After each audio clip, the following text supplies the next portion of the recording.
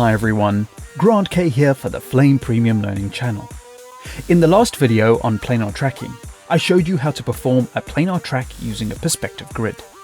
This allowed you to track a surface as well as determine the correct perspective of the surface in order to correctly composite a 3D model. In this video, we'll use planar tracking again, but invert the perspective grid to make a stabilized texture to clean up an image.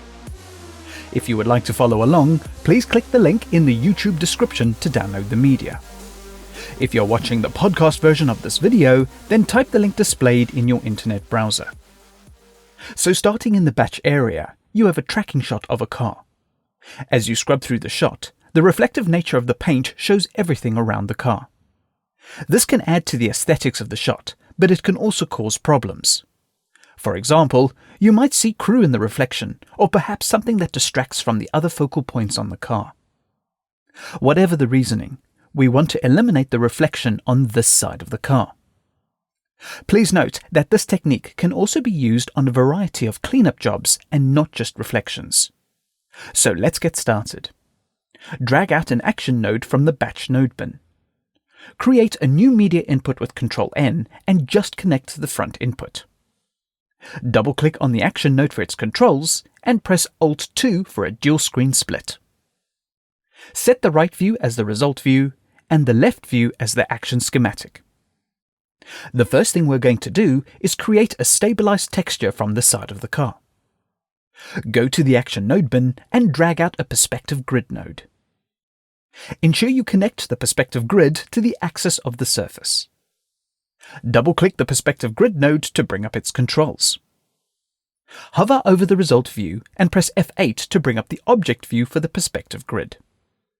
Now scroll to frame 25 to work in the middle of the clip. Start moving the corners of the perspective grid to align it with the side of the car. Use the lines in the grid to match the perspective.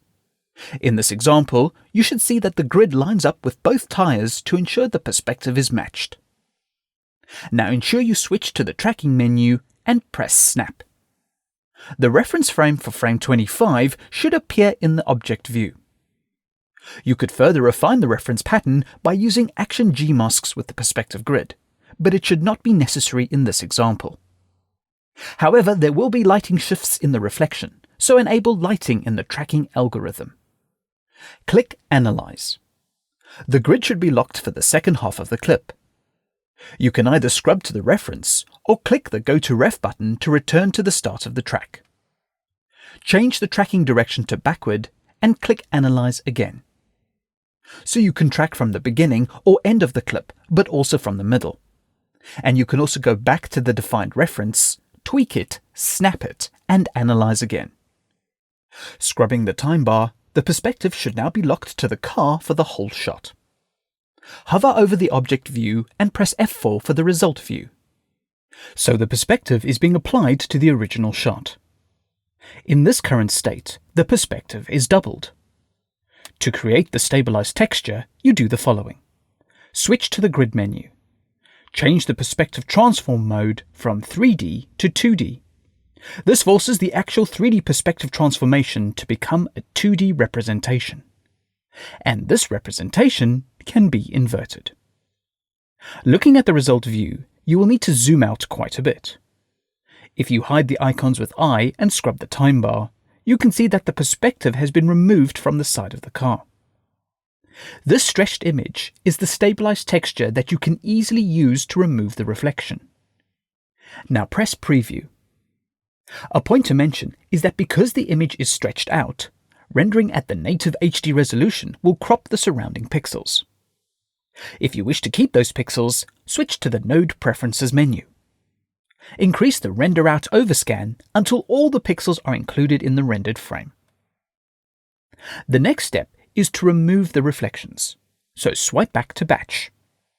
Now you can use any of your creative techniques to remove the reflection. There is no correct way. However, what we have is so much easier to work with. Let's take a look. Go to the Batch node bin and drag out another action node. Firstly, connect the output of action into the new action background. This will force the action node to take on the new resolution. Double-click on the Action node and press Ctrl-N for a new media input. Just connect the red input. Press Alt-2 to go back to the dual-screen split and set up the result view and the action schematic.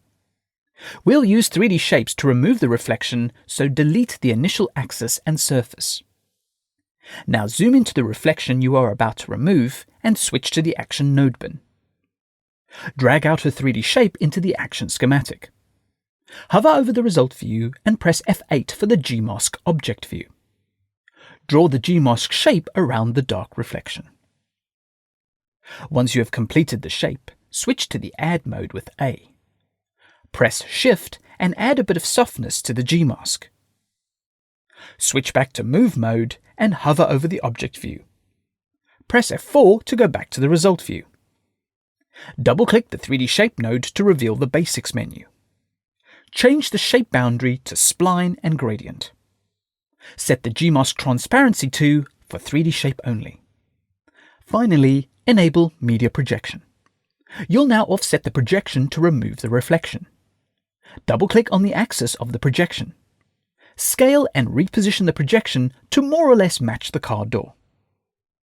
If you scrub the time bar, the original reflection changes over time because of the camera move.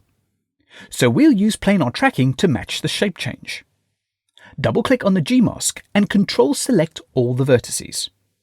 Hover over the result view and press F8 for the Gmask object view. Switch to the Gmask tracking menu.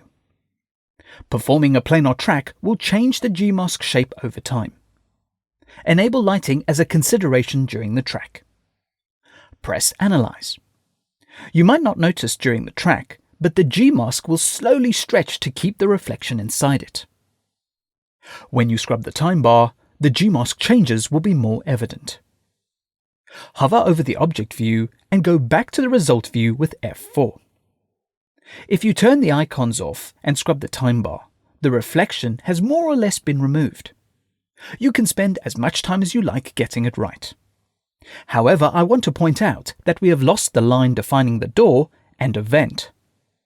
These can be brought back quite quickly with 3D shapes and tracking. Control-click in the action schematic to deselect all the nodes. In the Action node bin, drag out another 3D shape into the schematic. Remember to switch to the Gmask object view. Go ahead and draw a line that matches the shape of the door. Click Finish to keep the spline open. Switch to Add mode and hold Shift to create a gradient softness around the spline. Switch back to Move mode and Control-select all the vertices. In the Gmask tracking menu, click Snap. The contents within the open spline have become the tracking reference for the Gmask shape. Press Analyze. As before, the planar tracker will adjust the Gmask shape over time. Press F4 to switch to the result view. Next, double-click on the 3D Shape node. Set the Gmask transparency to for 3D shape only and enable Media Projection. If you hide the icons, the line is more or less back. To tweak it correctly, switch to the Gmask Gradient menu. Adjust the offset until the thickness of the spline matches the original line. Next, we'll bring the vent back using the same technique. Control-click in the action schematic to deselect all the nodes. In the Action node bin, drag out another 3D shape into the schematic. Remember to switch to the Gmask object view. Draw the shape around the vent and tweak it to your liking. Now switch back to Move mode and Control-select all the vertices. In the Gmask tracking menu, click Snap. Press Analyze. The planar track is performed and the Gmask changes shape. Press F4 to go back to the result view. Double-click the 3D Shape node for the Basics menu. Change the shape boundary to Spline and Gradient. Set the Gmask transparency to for 3D shape only. And lastly, enable Media Projection. When we scrub the time bar, the dark reflection is gone, but the detailing in the car is still there. The last step is to destabilize the shot and reintroduce the original camera move. Swipe back to the batch schematic view. Instead of creating a new action node, select the first one and press Ctrl D to duplicate it. Drag it to the top of the pipeline and double-click on it. In the Media menu, select the first media entry and extract the media input into the batch schematic. Connect the output of the action into the red front input. Press Alt+2 to go back to a dual screen split. Firstly, we do not need the render overscan in this node. Go to the action node preferences and reset the overscan to 100%. Now at the moment, you don't see anything. This is because the perspective grid has doubled the perspective on the image. Double-click the perspective grid node. Disable invert, and this will return all the original movement to the image. When you scrub the time bar, the oversized corrected image from the previous action node has all the original camera moves applied to it. You can go ahead and render this out. So the inverted perspective grid technique is quite powerful and can definitely change the way you approach similar challenges. It's a great tool and I urge you to use it. In the next video, you'll learn how to stabilize, fix and destabilize perspective grids, all in a single action node. This is something you don't want to miss. Comments, feedback and suggestions are always welcome and appreciated. Thank you for watching, and please subscribe to the Flame Premium Learning channel for future videos.